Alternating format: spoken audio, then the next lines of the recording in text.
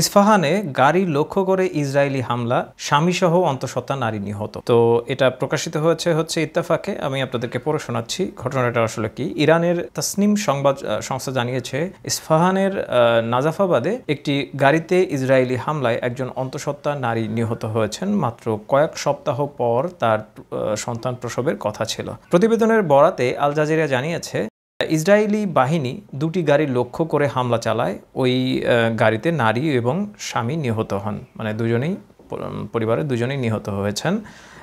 তাসনিম সংবাদ সংস্থা জানিয়েছে, দুটি গাড়ি লক্ষ্য করে চালানো এই হামলায় মোট 6 জন নিহত হয়েছেন। নিহতদের মধ্যে 10 এবং 13 বছর বয়সী দুটি শিশুও রয়েছে। মেহের নিউজ এজেন্সি জানিয়েছে, গত 13 জুন ভোরে ইহুদিবাদী সরকার ইরানের বিরুদ্ধে আগ্রাসন শুরু করে।